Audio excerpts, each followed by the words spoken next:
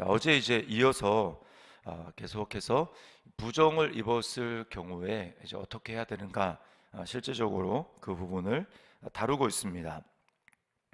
자, 이 먼저 이렇게 부정한 자에 접촉한, 또 시체에 접촉한 그런 사람이 이제 부정을 입는다라고 이야기를 합니다. 이제 오늘 대부분 다 그런 이야기죠. 죽음에 접촉한 자는 그러니까 부정해지는 것입니다. 그러니까 시체를 만졌다라고 하는 건 이 죽음에 접촉했다라는 겁니다. 죽음은 성경에서 뭐와 관련이 있냐면 항상 이 죄와 관련이 있죠. 그 죄의 결과로 이제 들어온 것이, 이 세상에 들어온 것이 죽음이지 않습니까? 그래서 로마서에 보면 한 사람의 범죄로 말미암아 죄가 세상에 들어오고 그 죄로 말미암아 죽음이 들어왔다, 사망이 들어왔다, 이렇게 이야기를 합니다.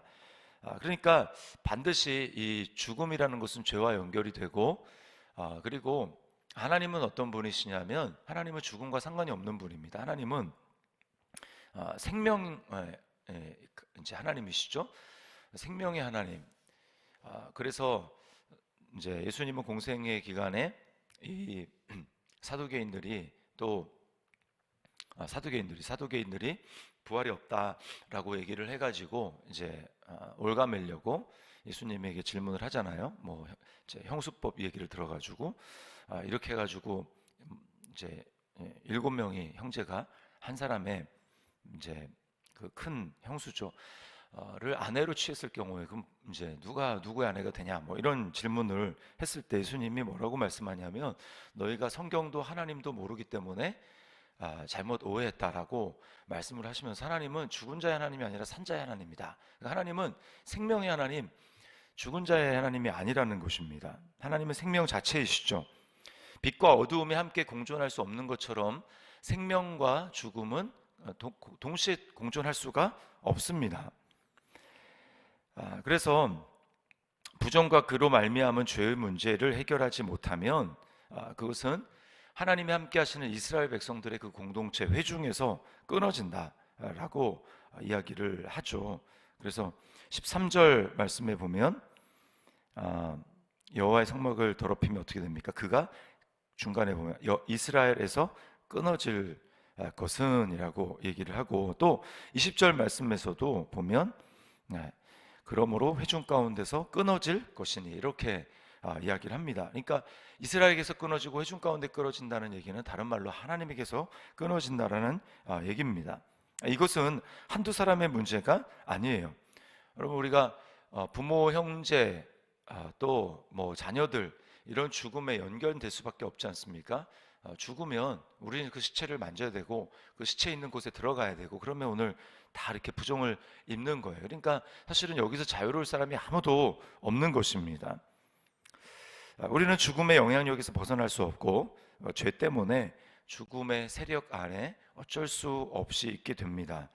그렇기 때문에 하나님과 분리될 수밖에 없고 하나님의 영광에 도달할 수가 없는 것입니다. 하나님의 영광에 다다를 수가 없어요.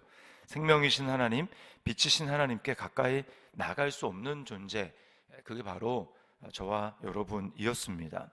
그런데 하나님은 어떤 분이십니까?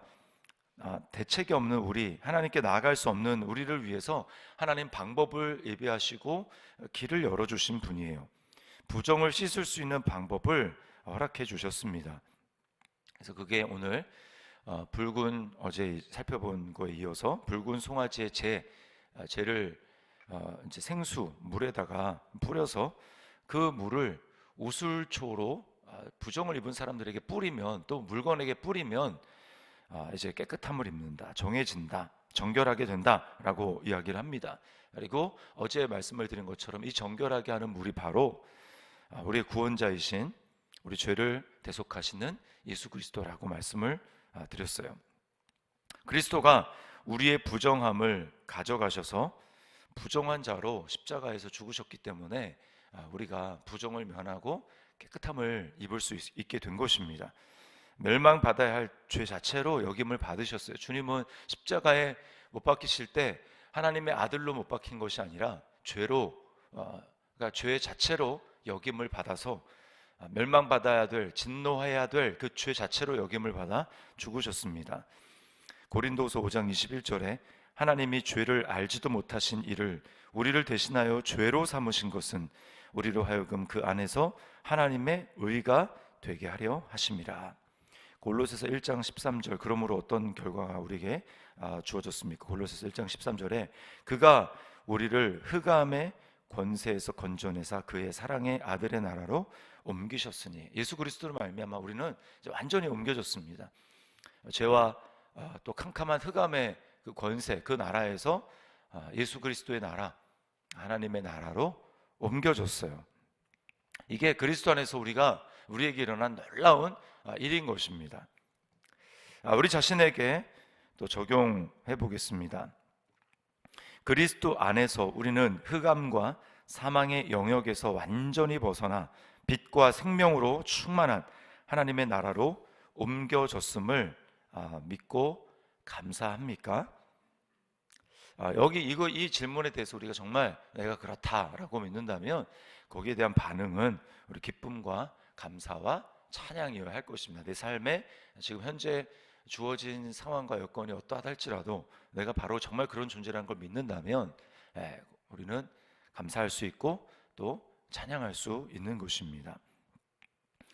자, 그리고 또 하나 이제 오늘 눈에 들어오는 것은 뭐냐면 이렇게 정결함을 그 우슬초로 뿌려서, 그 물을 뿌려서 정결하게 된 사람들이 보이는 반응이에요. 그것은 바로 자신의 옷을 빨고 몸을 씻었다라고 하는 겁니다.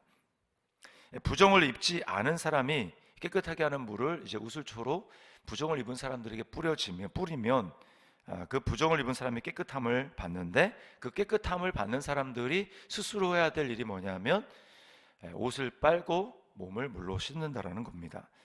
자, 19절 말씀해 보니까 이렇게 이야기를 하죠. 그 정결한 자가 셋째 날과 일곱째 날에 그 부정한 자에게 뿌려서 일곱째 날에 그를 정결하게 할 것이며 그는 자기 옷을 빨고 물로 몸을 씻을 것이라. 저녁이면 정결하리라. 이렇게 이야기를 합니다. 자, 깨끗하게 하는 물로 뿌림을 받은 사람, 즉 정결하게 된 사람이야말로 자기 옷을 빨고 몸을 씻을 수가 있습니다. 우리가 생각하기에 이미 정결함을 받았으면 왜 또 옷을 빨고 몸을 씻어야 되는가, 이렇게 생각을 할 수 있는데, 정결하게 받았기 때문에 옷을 빨고 또 물로 몸을 씻는 것입니다. 우리는 하나님께로부터 깨끗하게 용서를 받은 이후에야 내가 나를 깨끗하게 하는 것이 의미가 있다라는 것을 알게 됩니다.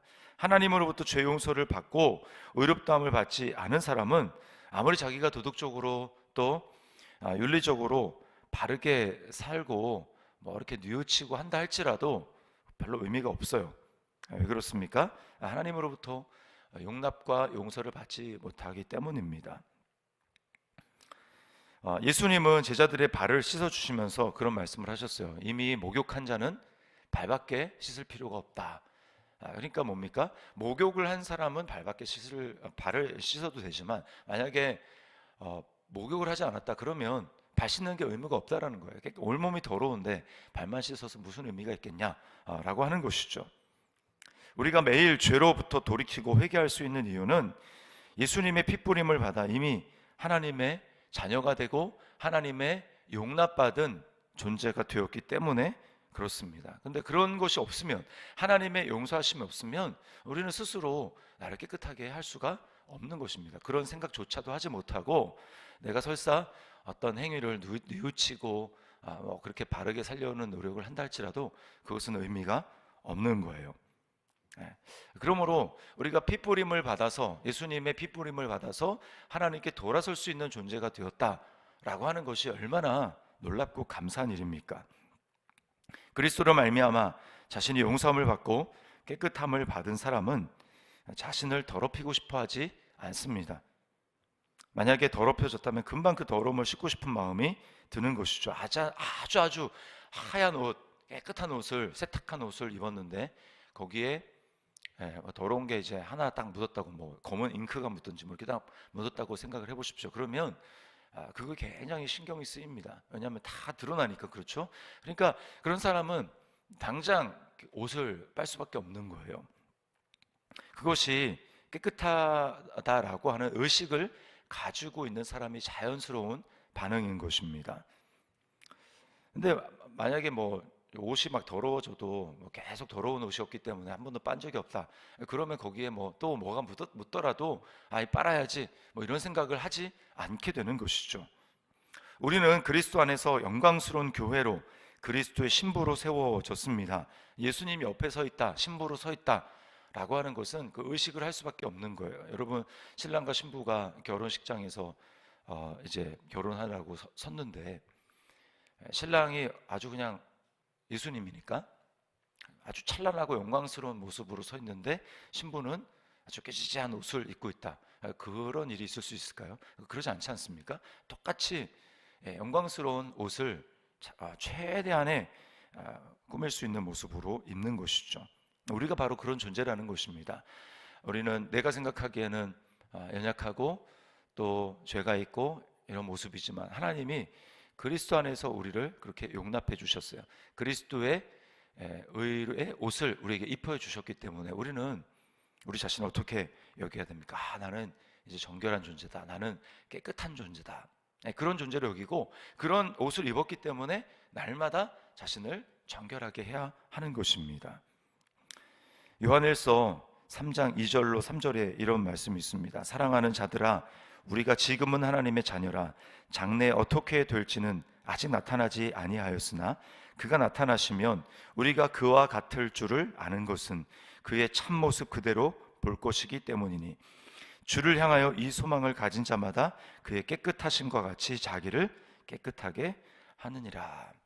예수님이 재림하실 때에 우리가 되어질 모습, 하나님을 있는 그대로의 모습을 뵙게 되는 우리의 모습, 정결한 모습, 그것을 생각하면 어떻습니까? 이 소망을 가진 자마다 예수님의 깨끗하심과 같이 하나님의 거룩하심과 같이 자기를 깨끗하게 한다라고 말씀을 하고 있어요. 자, 적용입니다. 그리스도 안에서 정말 깨끗한 존재가 되었다고 믿습니까? 나의 노력이 아니라 그리스도의 의의 옷을 입음으로 말미암아 내가 정결한 존재가 되었다고 정말 믿고 있습니까? 그렇게 믿기 때문에 날마다 그리스도를 닮아가는 거룩한 삶을 힘쓰고 있습니까?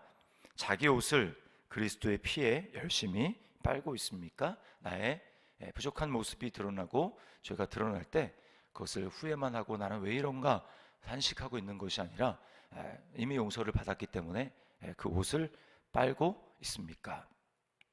우리는 오늘 이런 존재로 하나님 앞에 살아가야 할 것입니다. 이게 바로 믿음입니다.